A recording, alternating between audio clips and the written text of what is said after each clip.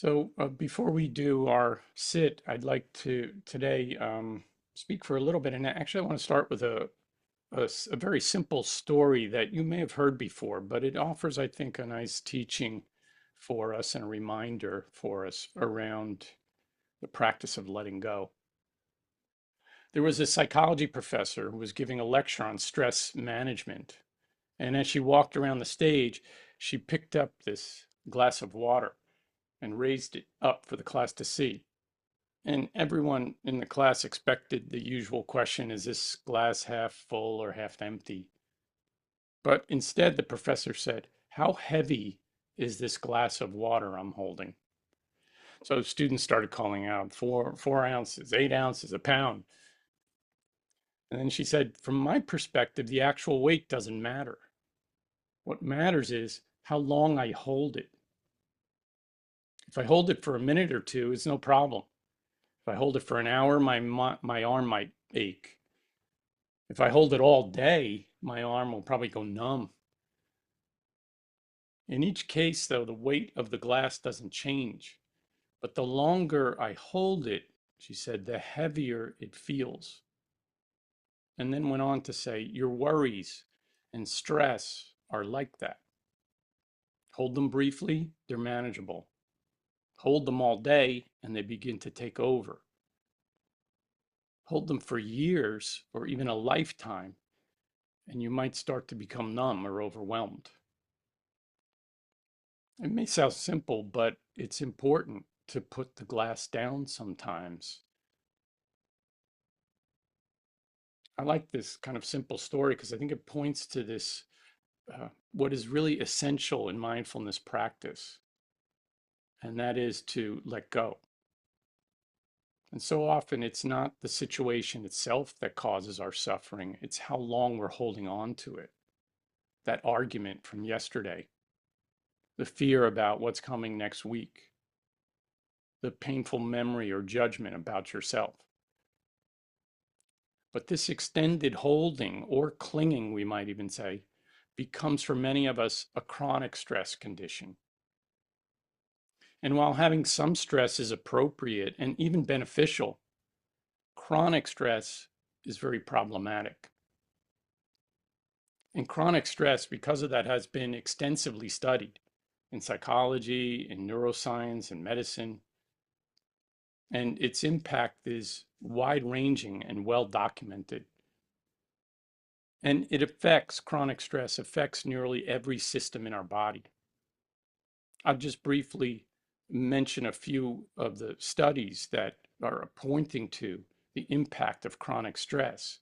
And these will be on a handout on the course page. If you're interested, you can see more about that research.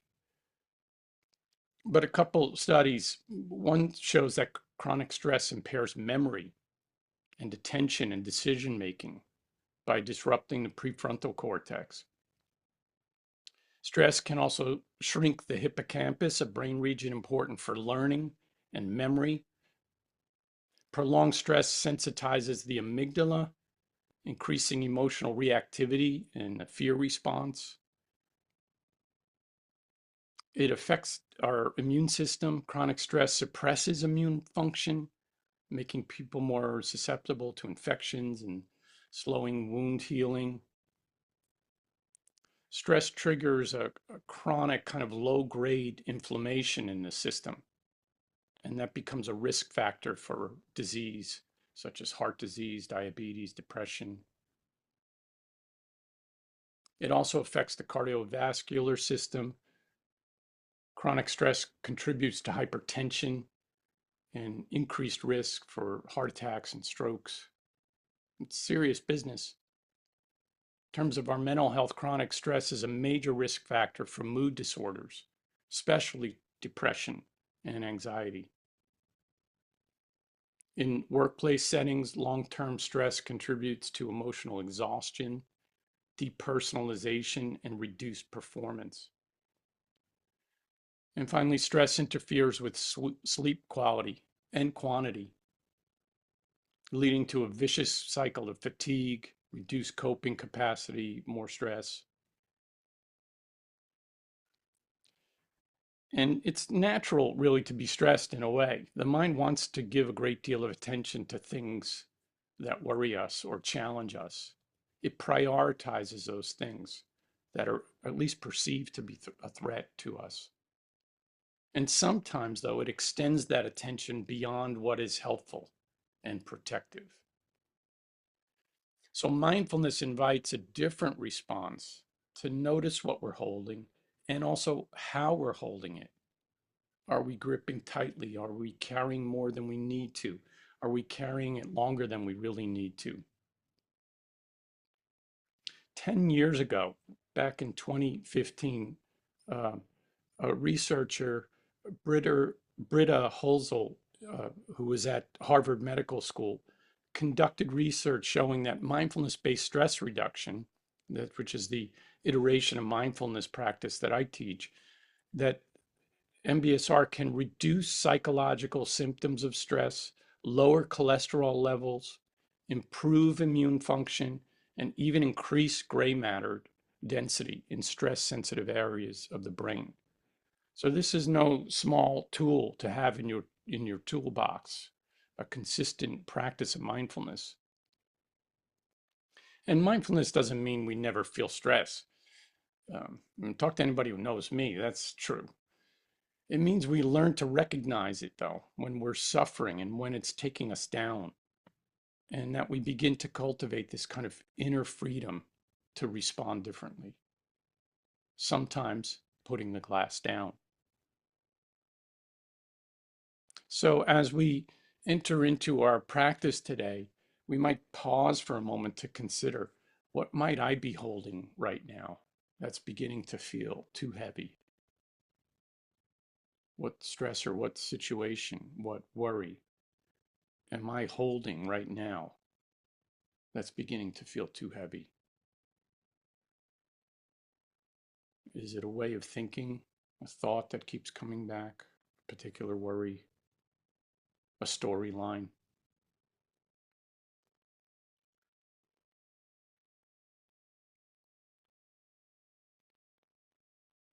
And you also might consider, what could it feel like to place it down, if just for a breath or two?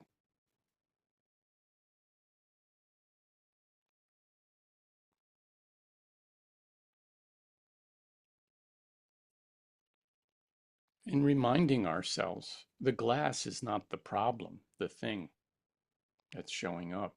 It's the holding and how we hold that, and whether we even give ourselves permission to set it down from time to time.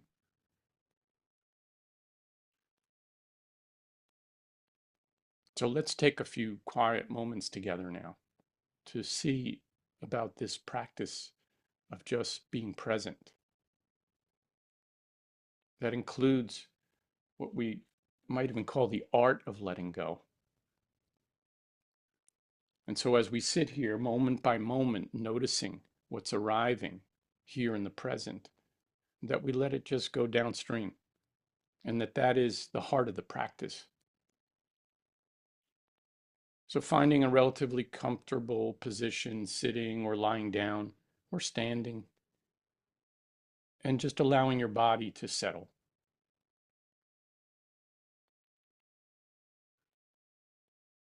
If it feels okay for you, you can close the eyes or simply just lower the gaze down, so that there's a kind of quieting with the eyes as well.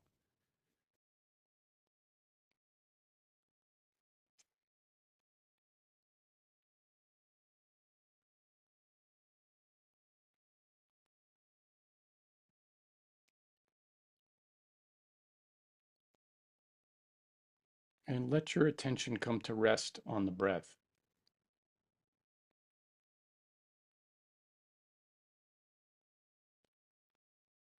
The present moment experience of noticing this in breath and this out breath, and the pauses in between, so that we even experience it as a kind of circular experience, breathing in, pausing, breathing out, pausing and breathing in. And when the mind wanders, gets caught up in a stressor or a worry or is just simply distracted, just gently, without fuss, without pushing or forcing, bring your attention back to the breath, moment by moment by moment.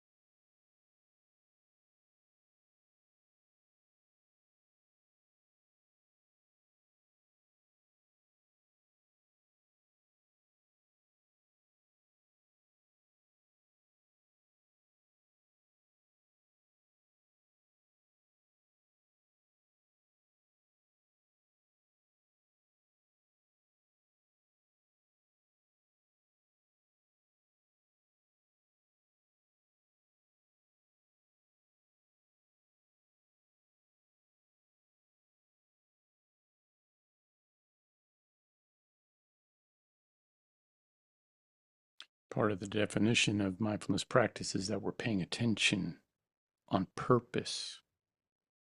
So you might check in with yourself every so often during a sit. Where's the mind right now? Maybe I'm caught up in something and I'm not even realizing it.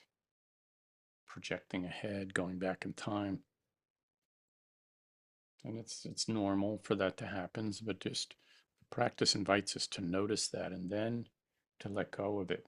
Come back to this moment. In this case, using the breath to orient us back to the present moment.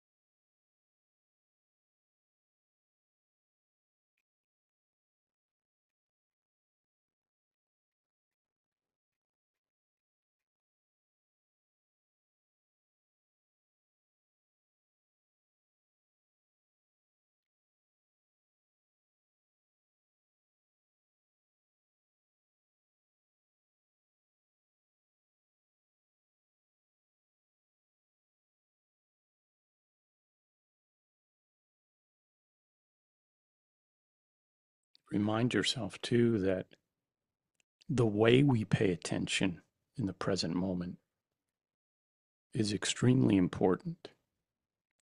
We seek to cultivate a non judgmental awareness. And you could use other words for that too, a friendly, kind, understanding, forgiving, gentle awareness. It does us no good to notice all kinds of things happening and then begin wrestling with them or rejecting or pushing away or holding on. So let there be in you, as best you can, a non judgmental present moment awareness to whatever's presenting. It doesn't matter.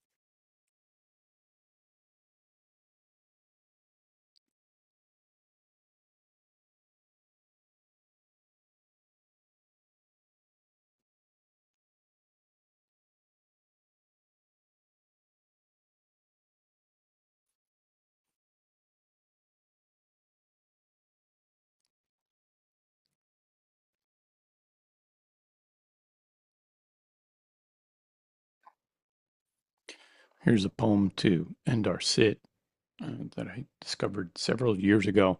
It's a little lengthy, but I think it's worth it. It's entitled She Let Go by Sapphire Rose.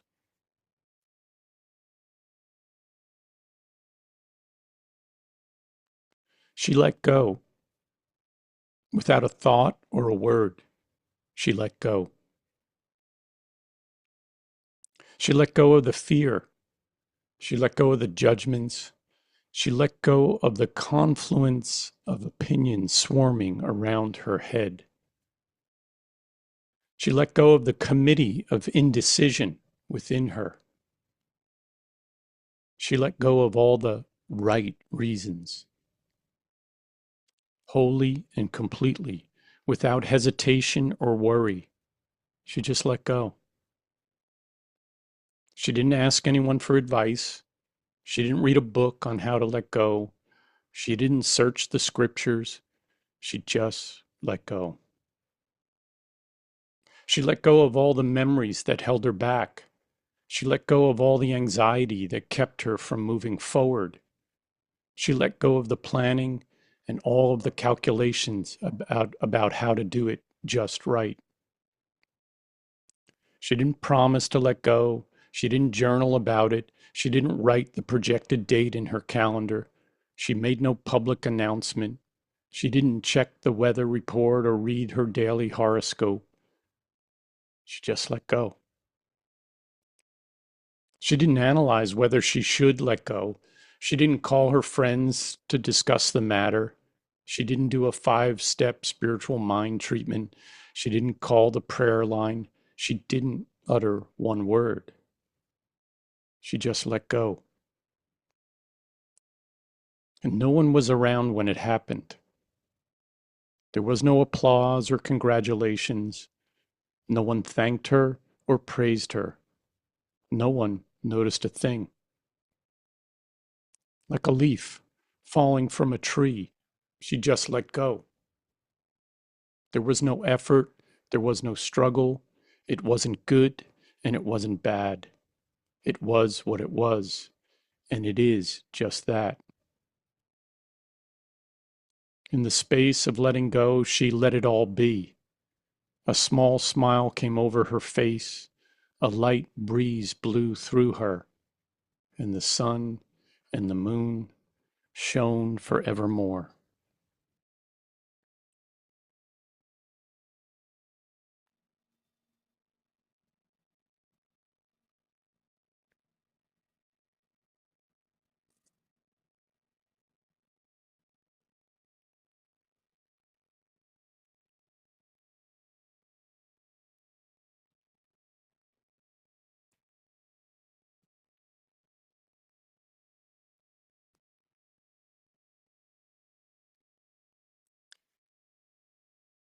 Thank you all for being here.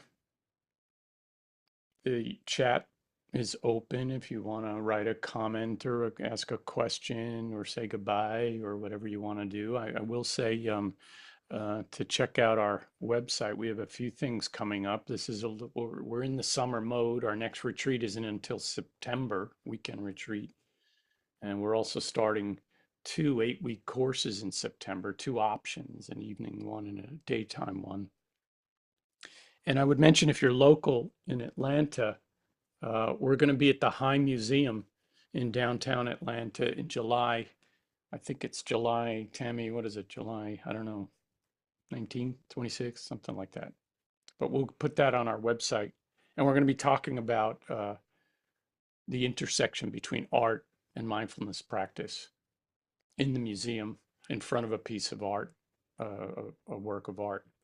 So it's a very nice environment. So if you're around, come see us there, and there'll be more information on the website.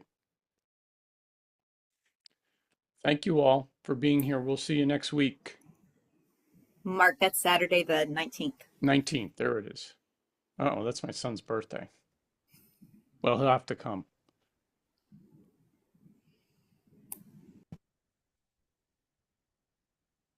Oh, so what time? Yeah, I don't know. Tammy's gone already. She's keeping the calendar. Do you know, Anita? I think it's 11 o'clock. And you can also check the High Museum for the time. Yeah, they do it every month, so they're the June guest should be up there. I don't think we're up there on their website just yet, but it's the same pattern, whatever that is. It's called Oasis, the program that does this once a month. It is. Thank you so much. Yeah. Thanks, Katie, for your comment, and Rachel. Is there a resignation registration? No, not It's for that, 11 to Rachel. 2. 11 to 2. Yeah, there's a couple different things that are going on. Rachel, it's just you just show up, and there's signs in the museum to point you to where we're going to be meeting.